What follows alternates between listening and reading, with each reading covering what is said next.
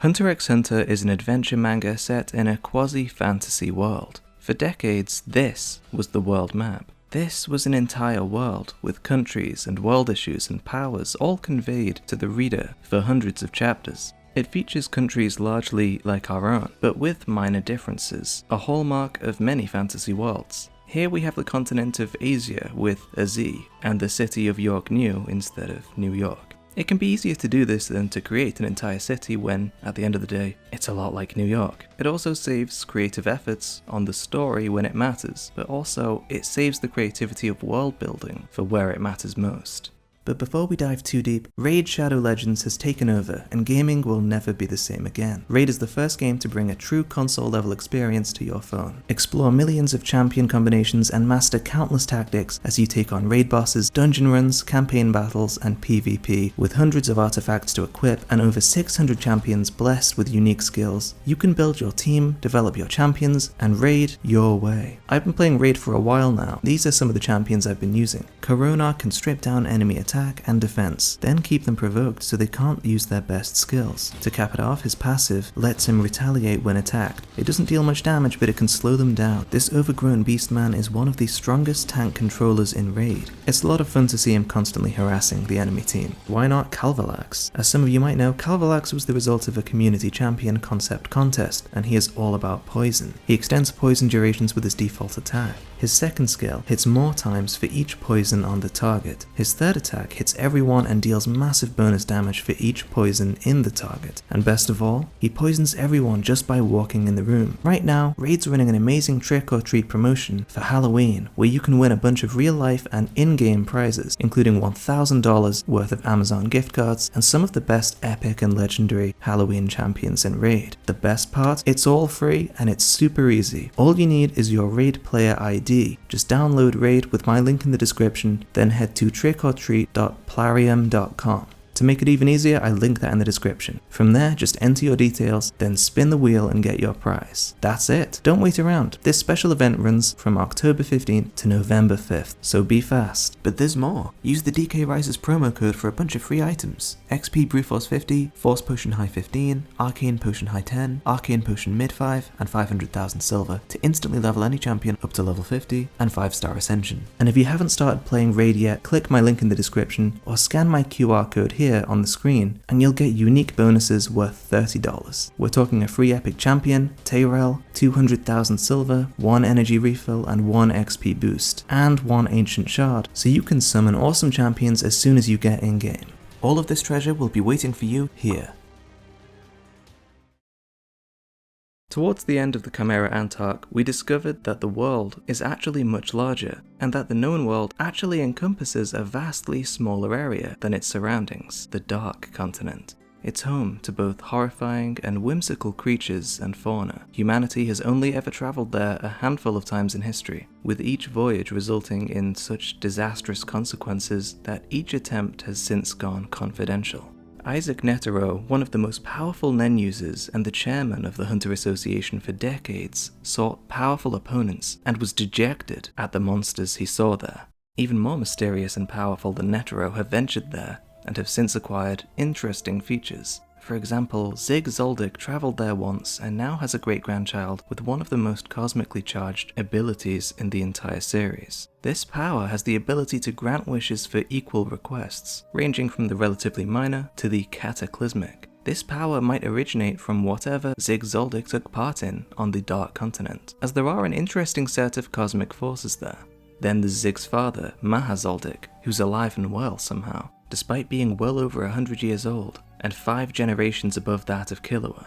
The 5 calamities resemble the 5 known excursions that humanity has made to the Dark Continent. There are also other characters afflicted by curses that make one think of the Dark Continent. For example, one of the characters on the way to that very place is Melody, a lady who heard a small portion of the Sonata of Darkness, something which cursed her friend and who lost their form entirely. We don't know what their end resulted in precisely, but Melody herself lost her entire youth and appearance at listening to this mere fraction of the song. The world tree at the end of the anime is a ridiculously large tree which is commonplace in the Dark Continent and is the only one of its kind in the known world. It paints a beautiful image of the entire series as an adventure, but during this, we also see the expanded map featuring the Dark Continent, and there are some incredible drawings of creatures and mythical locales. There are ancient labyrinthian cities, life-prolonging foods, and diseases and plagues unknown. Don Freaks, the ancestor of both Gon, the main character, and his father, Jing, has been to the Dark Continent and never returned. He once wrote The Journey to the New World West Edition.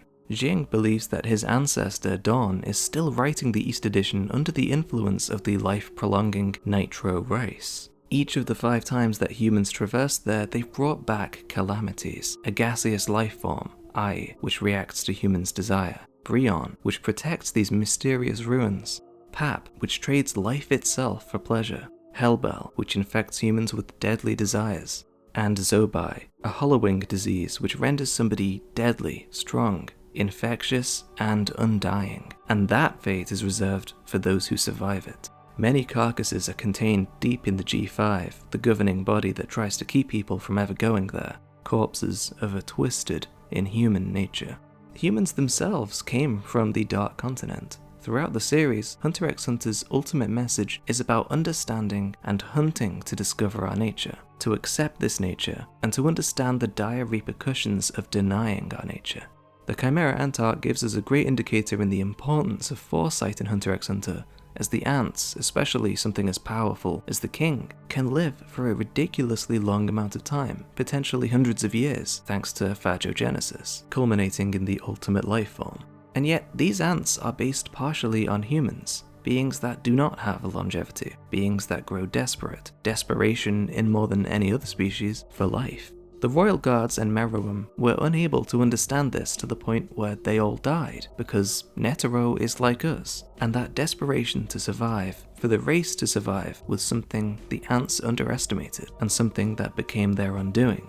Komugi using minor restrictions of life on getting better with every game of Gunji so that her family could survive was another subliminal conveyance of this. If she were to lose a game, her family would starve, she would be beaten, and they would die. This trauma is something she internally reinforced. I must win or I must die. And incidentally, this pledge took form for her survival. Maybe the king, an infinitely more powerful being, would have overtaken her eventually, but he didn't. And it's fitting that a more literal restriction on life itself, a nuke upon death, was also technically his demise. The past 3 arcs have been about leaders. Will the Ant King become leader of the world? Who will become the leader of the Hunter Association? And who will become the leading monarch of Kakin? And I think the last arc is something fully in the expanded Dark Continent. Who will be the king of this new world? But there's more to it than meets the eye. The Chimera Ant arc teaches us that people who want control end up losing. Carrot wants control and to be king and instantly dies. Welfin wants control and sees himself as king, so he ends up suffering tremendously.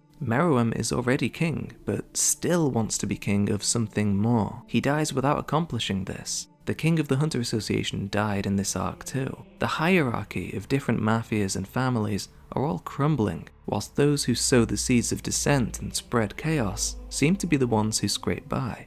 The arc about the succession to being king is all about the candidates dying. It's a competition to kill each other off. That's what the current king of Kakin has declared.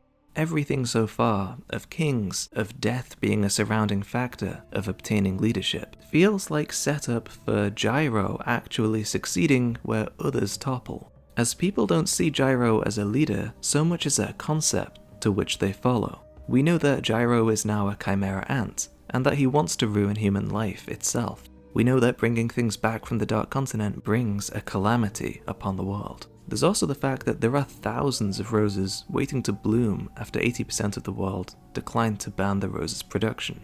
Looking at the world map once more, it could stand to reason that Gyro would want to detonate the human portion of the world altogether, perhaps to topple these systems which humans have made for themselves, and ultimately gave him his poor lot in life. In doing this, people have to retreat to the Dark Continent, a place where only survival can be achieved. Netero couldn't find victory there, only survival. People can't stand upon these ideas of kings and queens, presidents and leaders. There is only equality, in the most brutalist sense of the word anyway.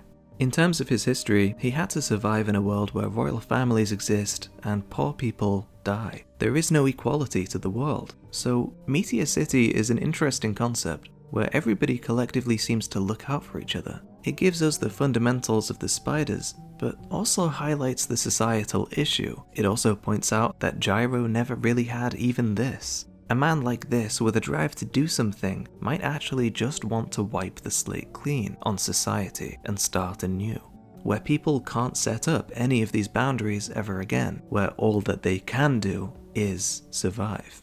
Either way, it's funny that the Dark Continent is called the Dark Continent, and that the human world is called the human world, because this human world actually resides in the center of Lake Mobius, a large lake which is circumferenced by the Dark Continent itself. In fact, it's easier just to say that the Dark Continent is the world of Hunter x Hunter.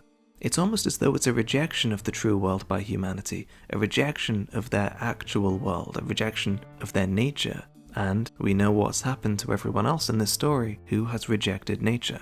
Maybe those roses will get used, and maybe people will have to face that rejection and face the Dark Continent. Anyway, that's the world of Hunter x Hunter, a very deep and thorough world, without even touching on the power system. I can't wait to read more with these upcoming 20 chapters from Togashi, but what do you think? Comment your thoughts and your ideas of the future down below. Like and subscribe for more, and thanks very much to my patrons for supporting this video. See you next time.